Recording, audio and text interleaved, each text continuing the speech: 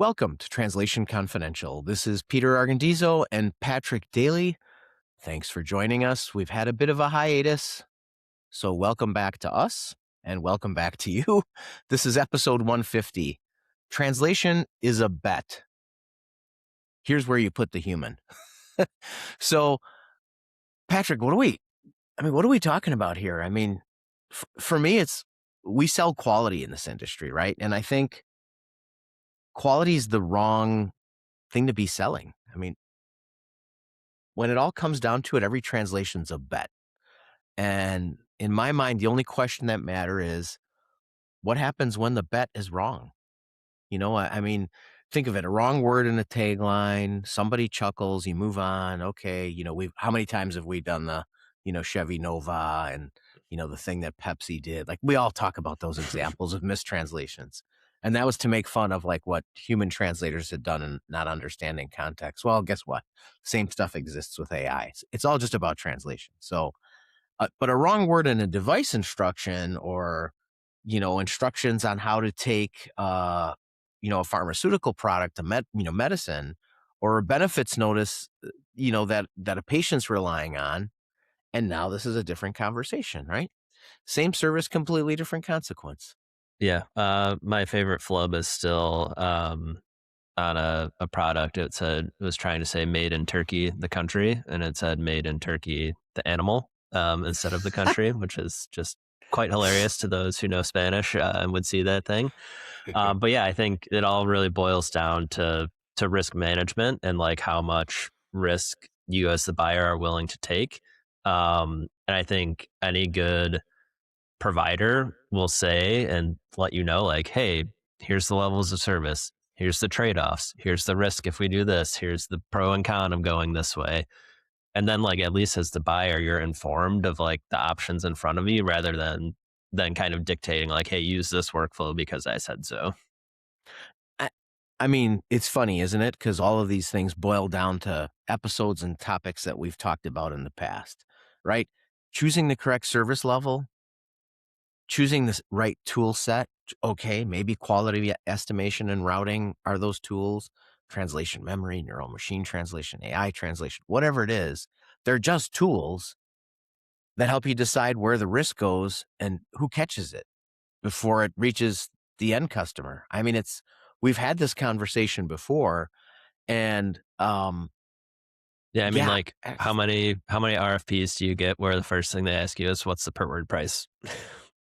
I, it's funny, right? Is like I think it's on us as the providers, right? What's the whole reason we do this podcast, right? Translation Confidential. We're trying to channel what Anthony Bourdain was doing with the restaurant business. We're trying to do that with the translation business, right? So we're trying to demystify it. And here we go. Whether it was translation memory, neural machine translation, now AI, and all the other things that come along with it, uh, it's just trying to create that mysterious black box. And Patrick, I'm going to go down to my basic tenet that it's like a karma thing. Historically, whenever translation agencies have tried to use fancy tools to expand margin, because I think that's what's really going on with some of these things, is that, people saying, hey, can I somehow use some tool set to translate less or translate faster, and the client doesn't know about it? That's essentially what's going on here. And I think those efforts backfire. The way that I see it is that if we're responsible language solution integrators, as we're supposed to be called these days, if we're responsible to our end clients, what we're doing is having honest and candid conversations and saying, hey, here are some tools that we could potentially use that lower your cost, lower your timeline, right? But even with all of that, I think if we're not starting from the business goal, if we're not starting from the desired outcome that the client wants, we're really missing the boat. Yeah, I think too, like a good point, and taking it back to at least like the advent of translation memory is like that is so mutually beneficial to both parties in the equation of the provider can work faster, the translators can work faster. It's cheaper to the client because there's repeats and, historical context is captured. Like it's got to be a win for everyone, not just a win for like one side of the buyer, the purchaser and service provider, equation. It's got to be good for both. I, I like that, Patrick. That has to be the answer. And I think in terms of like one of the mistakes that's made as well is that your average corporation is a complex place, right? And why do we always stress using the right tool for the right job? Well, because it makes sense. You don't want to treat every job with the same level of effort or tool set, or it's sort of like, you know, you don't deploy the CEO when there's a conversation happening about, what snacks to order for the office, right?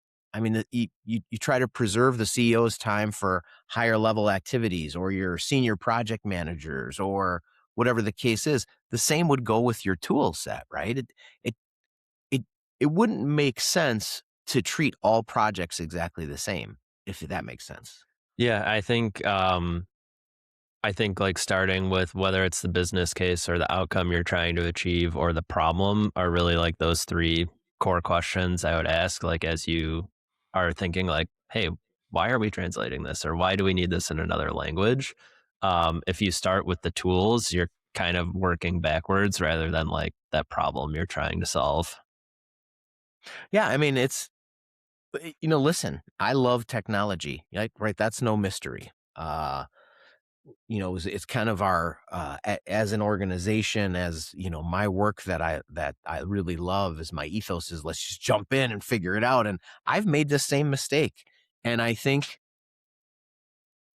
too many of us are making that mistake. It's like we get on the phone with a client and they want to talk about their business outcomes.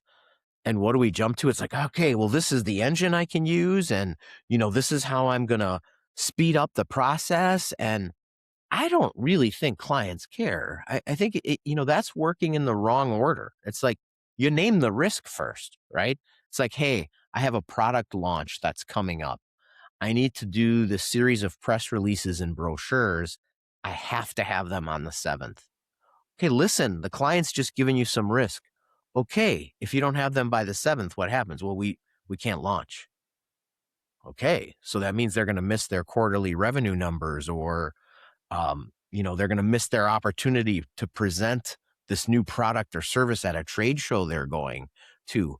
Work backward from the desired outcome. So that's when you start to have conversations with the client, not about the engines that you're going to use and the process. You say, all right, well, in order for us to do that, I don't have time for a two linguist approach. We can use AI as the first pass of translation, leveraging your translation memory. Um, even all of that is extra. I would just say, okay, here's the risk. I can only use one linguist. I don't have uh, the time to put a second linguist on this project to review. How are we going to mitigate that? Oh, well, you know what? My internal subject matter experts will take a quick look just to make sure. Okay, well, we might need to budget a pass of time for us then to just review any feedback that comes. All right, great. Now you're starting to iterate, you're starting to figure it out. I mean, and again, that sounds really important because the client, they named their risk right there. But I mean, like if you think through some of the buckets that we have, right, Patrick? I mean, I can think of a here like safety and regulatory stuff, medical, pharma, legal, an IEP that we're translating for, for a parent so they understand the plan for educating their child. I mean, those are somebody's making decisions based on these things. That's Hmm. high level. Financial and contractual, right? You screw up a number, that's a problem. That's real money. There's a Hmm. lot of risk there. Brand and tone. I'm talking to a guy who works in PR. Brand and tone, right? Pretty important, right, Patrick? Yeah, that's brand reputation is huge. And I know we've maybe joked at some brands' expenses on the show in the past, but like that's a real thing when you're not resonating in a different language for that brand, like people just write you off and ignore you, which is like the last thing that branding and marketing companies want to hear. You want to be top of mind for people, not oh there's those doofuses who can't translate correctly. 100%. So these are all like different challenges. And then, on the other end of the scale, we work with corporations that do a lot of different things with us, and it might just be an invitation to the company picnic. Well, my goodness, that has a far different tolerance level or risk level than the press releases that accompany the most important product you've ever launched in the company's history, right? So these Yeah, I aren't mean, equal. These and are I not think equal. I think you have to think channel too, right? Like if you're doing a press release like that's going to people outside the four walls of the company, whereas the picnic invite might be a Slack message from like the CEO's admin or something like that. So, it's not the same register either. Like a Slack message or an internal comms message is likely to be more informal than something that's, going out into the world. Absolutely. So I understand the desire for clients to say, hey, I want the same linear process across all our projects. I understand that. But when you treat every job like it carries the same risk, you're overspending on stuff that really doesn't matter as much, and you're underspending on stuff that can actually hurt somebody. So I think it's super important that how many times have we said this, Patrick? The client communicates with the service provider on every project. Like, here's where I'm at. This is what this project means to us. Here's the timelines. Here's my budget. Because, there's timeline risk, there's budget risk, brand risk. There's all these things that should be discussed. So rather than focus on, which tools you're going to use, again, the client doesn't care. I would focus on those outcomes, right? So anyway, I mean, that's my I, point on that. yeah, and I would say too, like any provider and most providers deploy a team of project managers, but like any PM worth their salt needs to do risk management in some form or fashion on every single job that crosses their desk. So if you're not getting that, I think sometimes it's telling when you hear nothing from your provider except for yes, versus like Mhm. those polite and professional challenges of like, hey, here's a risk I see if we go down this path. Like, are you okay with that? Do you want this workflow instead? Like, let's come to a mutually agreed upon decision rather than just like nod and smile, like, yes, next job, send it, next job, send it. Absolutely. So, Patrick, I think one of the things, because I don't feel like we've talked a lot about quality estimation, and that's something that I brought up, and it's one of those mystical things. So I think it's good if we talk about it. So let's dig in a little bit on that. Quality estimation it's quality prediction, but there's really no answer key, right? It's AI. You're using an AI model, and historically, what would happen? Normally, people would say, okay, the way you would manage risk and quality control is something that we do when we create English content, right, Patrick? If your group writes a press release, you don't just go, you just don't release it, right? Somebody else reviews it. Like there's Hmm. checks on. Again, same thing in your business. How how how important is this? How many people are going to check it? So that's typically what would happen is as humans. But now people wanting to compress costs, wanting to compress timelines, wanting to reduce translation budgets, enter quality estimation. And basically it provides a score in an automated way using a model, and it does it segment by segment and can flag, segments that don't meet they don't meet the quality level. And that's kind of the thing that we've been talking about is like people want to sell a quality level. And I think you have to be careful with that. Because again, these are AI tools. And just like we've talked about translation memory or neural machine translation, unless it's properly tuned to the content that it's checking, it kind of runs a little bit blind. I mean, one of the examples in a recent article I read was like, if you had a segment that says, take 2 pills every 6 hours, but then gets flipped, the numbers get flipped and it takes 6 pills every 2 hours, that's catastrophic. Well, most QE engines would be like, yeah, that's not terrible. That's a 90. Right, because it only changed 2 words of the sentence, not the Right. whole thing, because it's looking word by word. Exactly. So it'd be like, yeah, that's not terrible. Well, if you let that pass, there's a huge issue there. So, I mean, that's kind of a very simplistic um, example, but it's really important where you set that level, right? So, I, Yeah, I it's mean, we've important. talked too, like, at length of, client review process and stuff like that too. It's like, okay, what's a preferential change versus a critical error? Like, how do you train the engine to point those out? It's like, well, I may not like this certain word that the translator used or the engine used, and that's personal preference. Does the meaning change? Probably not. So like those are the details I would want to figure out in that. I mean, it also like even taking a much higher level view, like sure, like there's grammar rules, but like language changes and language is also subjective. So like assigning a number grade to it, you can do it to a degree, like you said, but I think it's very difficult, if not impossible, to have that be, a bulletproof way to measure quality. 100% Patrick, right? I think, just so people understand like some of these tools, there's big players that are involved in this stuff. Google and some of these tools have been, soaked up by TransPerfect, through the Unbabel acquisition. There's tools like Comet Kiwi, Metric X, XComet. There's commercial models out there like Taos, Model Front, Lane Check AI. So these are tools that, they're already pre-built and they're the ones that are optimizing and doing, some Mhm. of that heavy lifting. But the analogy is this, I think, and it's really important for this. QE's it's not really a grade. It's kind of more of a smoke detector, right? It doesn't tell you that the house is fine. It just tells you which room to go look at. In other words, a good score means I don't smell smoke here. It means it does not mean it means I don't smell smoke here. It doesn't mean that this is safe. There's no way that it can say this is 100% safe. It sort of just tries to point your eye at problematic stuff. Mhm. Now, if you can get that balance, sure, it means a great thing. Like if you had a million words and you had to translate them in a week, like you'd have to use something like this, right? You'd Yeah. have to be able to say, how can I, oh, translation memory took 20% of it off the tops. All right, we've reduced it. Now it's like, okay, well, we're gonna have to use automated translation. Can I triage and cut that job, down to 25% and say, well, we'll go with AI translation with everything above this line. I mean, these are where those tools make sense. Your typical like 3,000 word project, I mean, it'll save you something, but I think the numbers and the margins make sense only when you're at really, really high volume.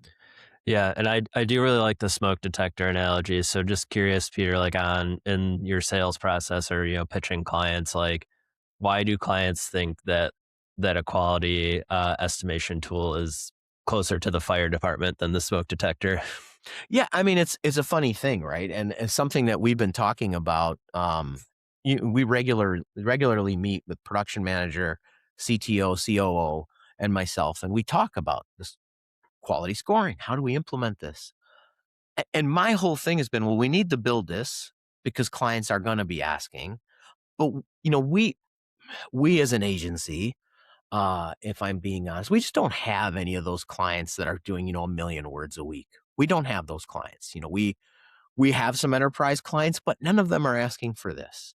And part of it is because I think this is a thing that lives in our echo chamber more than it lives in the halls of our clients. So, I mean, the way we've been talking about it with clients is hey, there is a path if you have because they're starting to ask, oh, I might have to translate all of this count. Okay, well, there's a path. The things that they more often say, Patrick, is, hey, my budget's pretty compressed and I know this is a big volume, right? Those are the conversations that we've been having. And, I think it's a triage tool. It's not a guarantee. And I think for all the buyers that are out there, anybody promising you that, hey, we use an AI quality scoring tool, this is I can guarantee that this is going to be perfect.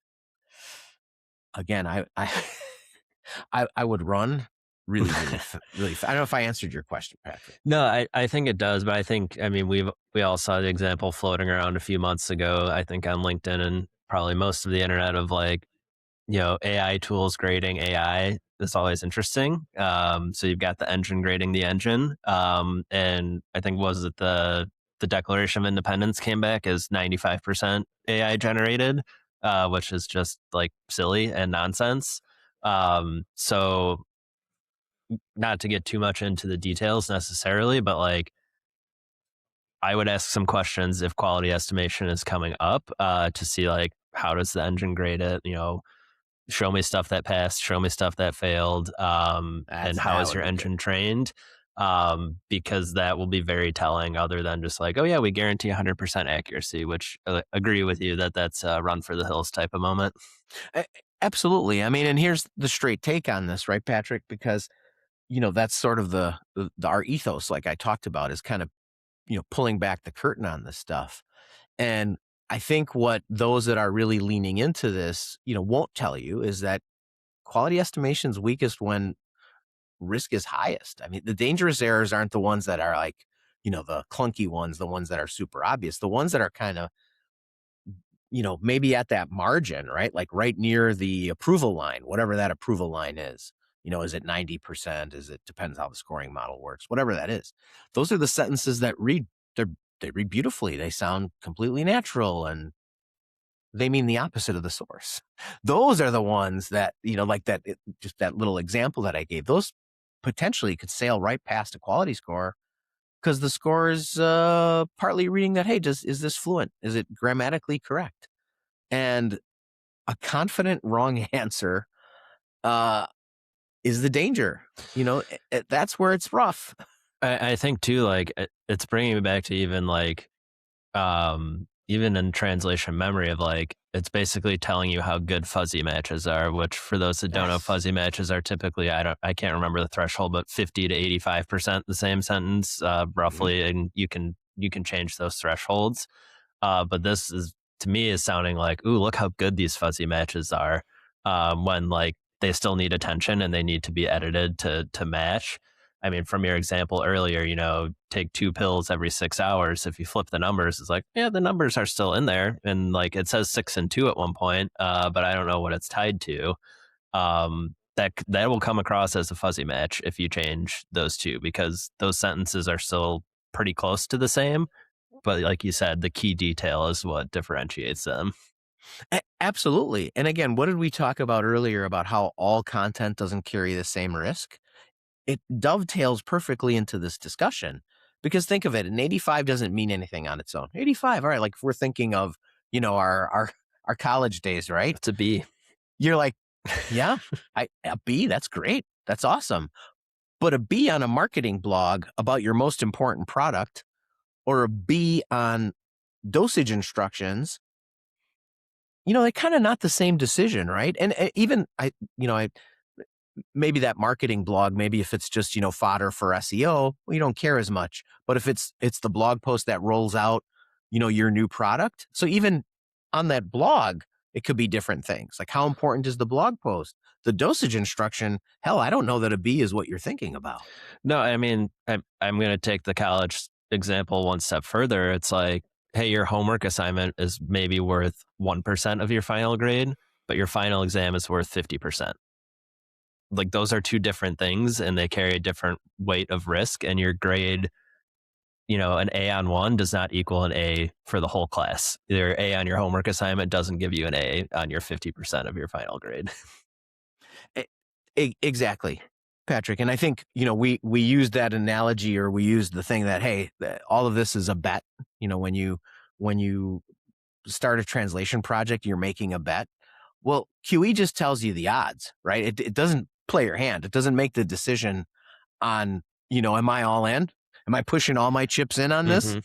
or am I going to fold? Right? It doesn't, it's all it is it just tells you the odds.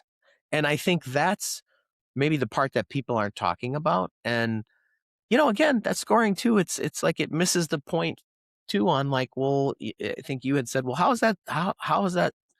How do you come by that score? How is that model built? And I can tell you, Patrick, if I tried to have that conversation with any of our clients right now, they'd be like, what the hell are you talking about? I, I mean, that's so in the weeds. I think the reason that they hire us is we're supposed to figure that part out. Mm-hmm. So I don't know. That's and like the real world of like, well, why does this matter? It's the routing part. So there's quality estimation and quality routing, because that's where the decision happens, right? Right. So if you were working on that 1,000,000 word project, you would hope you'd have a really good conversation with the client and say, and I think you had a great example. And this is what I would do if I were the client. Well, show me some of the things that are below the line and, above the line. I want to get kind of a feeling so I can understand where we're setting the quality routing rules, The because bar, that's what yeah. the bar. Where am I setting the bar? Because the idea is stuff above the bar doesn't get looked at again. You completely trust the AI translation and you roll with it. So that's pretty important part of that discussion. Yeah, and I think something we haven't necessarily hit on too is like the quality estimation score is not created equally for every language. I know we've talked about this with AI and other models Yes. as well of like, Yes. languages that are very commonly spoken will have a better threshold under the quality estimation. But languages of limited diffusion, because of that lack of training of those engines, likely is not, like we can take English, Spanish as, those are the two languages in the states we deal with the most. Those are probably in pretty good spot.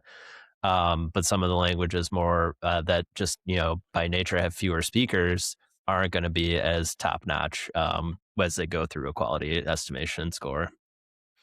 Absolutely. And I mean, and here's the hard truth about it, right? Is that there's complexity here, and all of this is tough to sell or to explain to a customer, and hard for a customer to maybe understand. Because remember, most of our clients are not translation experts. And then they typically have to go talk to, another team and say, well, here's what the vendor's telling me. And I think, this is the hard part, that if you're doing this correctly, these routes are pretty complex, and some stuff you may just bank on and say, oh, does it need a human? Some stuff might need a light human pass. Some gets a full human edit. And some, maybe you don't even put it through the model. This is all human. This is the most important content that I have, that I own. So, I mean, there's multiple paths here. And, I think that's the hard part of the discussion, is that uh, tying it to that outcome and tying it what it means to the client, and how deep into the weeds do you get, right? To me, that's the hard part. Yeah, and I imagine potential clients or potential clients may not say this outright, but like you said, it's, well, that's your thing to figure out. But like, they don't want to necessarily see the labor; they want to see the baby. Like, they care about the end product. They don't Yep. necessarily care how you get there, as long as that end product is meeting, it is meeting the quality standards that they might have. And again, this is where I think the challenge is going to be in our industry, because I know that for us as an organization, we've always uh, wanted, we've always tried, to be as transparent as we possibly can be, so people understand, at least from a high level, how we're creating their translation. And again, why do we do that? Because we want them to understand the risks. Because we've been doing this for a long time, where we've been presenting multiple scenarios. Well, if you do this, it costs this. If you do this, now we do it in a very slick way, and our quotes are online, and people can pick, in real time, and see the pricing differences by service levels. That's all great, but I mean, how are other vendors doing it? And the risk we run is we start to get into the weeds, and someone's like, "Hey, God, you're making this complex," and somewhere over here is just like, "Yep, here's your price," and they don't even talk about it. They just chose the path for you. I mean, I could see some buyers going that way. And I think it's sort of like the old translation memory thing. People would just throw a price out there, or when they started incorporating machine translation, they weren't transparent. Yep, the price is X, and it's like 50% less. Hmm. Eh, Yeah, I mean, just think of the old wireless plan stuff. Like, it used to be baked out by how many minutes and how many texts you get, and it costs more to get more. And whether that's, the same apples to apples comparison here, but it's like they would lay it out. It's like, here's your three options. Pick which one works for you. And like, I'm picturing those charts that say like in option 1 you get, these 5 check marks, option 2 you get 10 check marks of more stuff. Just those comparison guides of like, here's what you get for the money you're spending. And I think it's a huge miss on the providers that just provide one number and that's it. We've talked about at length, quotes and transparency and stuff like that. Like you have to show what the trade-offs are and what risk you're assuming by going down a certain path. Has to be that way. And, we're always going to continue to do that. And we hope that, the clients that are engaged will appreciate that. And those that aren't as engaged, may not be our target audience. Right. But, we always try, Patrick, to make the stuff practical. Right. So, if you're dealing with a language service provider now and you're trying to get your translation program off the ground at your company and you're trying to figure this out, like, Peter, this is all really nice, but what do I do? What do I do now?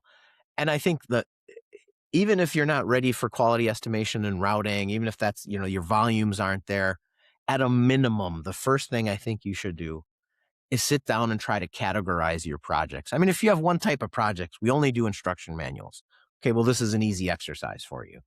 But if you have instruction manuals, but then, your HR department also comes to you with those picnic invitations, then legal comes over to you with like paperwork that supports merger and acquisition or patents. These are all very, very different buckets. So at least try to categorize them in your mind. Do high risk, medium risk, low risk. So this way you have a language. You're creating a language that you can use with your translation provider. You know, hey, Peter, this is a low risk project. I'd like to use a more efficient approach, please. That tells the provider everything. I mean, not everything, but at least gets them to start the conversation, right? And I think for those of you that are in high risk industries and you're doing large volumes and you're thinking of these approaches, please don't skip governance. And I know that word makes people Not the G word. Exactly. It's like, governance, compliance. Okay, I get it. But, if you're in a highly regulated industry, if you're in medical devices or pharma, you want a record of why your projects look the way they look, right?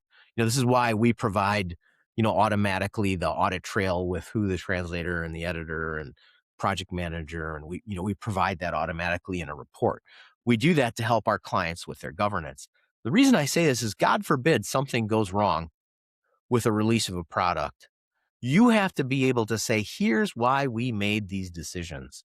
So, again, that person that I said just sort of throws a number over the fence and you're like, hey, that's 50% less. That's great. And, the project description is one sentence long. Translation of manual. Run as fast as you can, because that's not going to protect you. If there's a problem with your release, that is not going to protect you. So, what a court or an auditor or your boss is not going to accept from you is, hey, I don't know, the computer said it was good. They ran a model and they said it was good. That's probably not an answer you want to go with. Yeah, definitely not. So, Patrick, takeaways. We always do takeaways at this time. It's like almost like we forgot, right? Because we haven't done an episode in a while. Thank you guys for allowing us our summer hiatus. We're back. What's your big takeaway for this? Yeah, I think we talked about some of the questions you should ask as a buyer. A couple really bubbled up to me. It's, what this is maybe two questions in one, but how do you estimate and measure quality? And then how do you decide, should you run things through a quality engine? What humans get to work on versus what the machines, you take at their word for it. And if your provider doesn't give you good answers on that, that's pretty telling.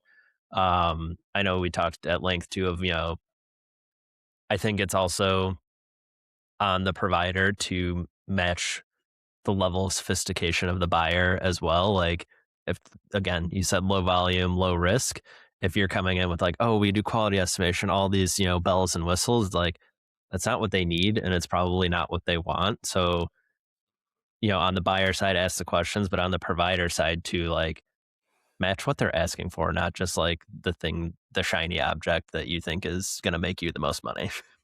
Absolutely, Patrick. For me, those are great points. For me, the takeaway is, if you do one thing, right? If you do one thing, I would say whether you're on the LSP side or whether you're on the customer side, talk about risk frameworks, right? Again, something simple. Is it high risk, medium risk, low risk? Even so that's a common language that you can talk about with clients or clients that you can talk about with your LSP. And that's going to at least be able to start the conversation on the approach. And, for me, I just think that, there are so many tools out there, and this is going to sound crazy, but the value is not really in which engine you choose. Anybody can buy that, right? You can go and buy or build any of the tools that we talked about. But the value is knowing what you're willing to risk and being able to prove you managed it properly, right? So our whole job is to make the barriers of language imperceptible to the person on the other end. So they should never feel like a piece of machinery. Quality estimation and routing done right are how you keep all that invisible and you help your clients sleep at night. I sleep at night as a provider who's responsible for all of this stuff. And, quality estimation and routing, it doesn't even necessarily have to like rely on the model. Like we're essentially doing that, right? If you're categorizing your jobs and saying, well, here's what we're going to do to mitigate that risk. Sure, there's the cool tools that'll help you do that on a segment by segment level. But even just being able to address how you handle jobs based on the risk, for me, that's the most important thing, Patrick. All right. So this is Peter and Patrick signing off on episode 150. Hard to believe we're here at 150. So thank you very much, everyone. Thanks for tuning in. And until next time, this is Peter and Patrick.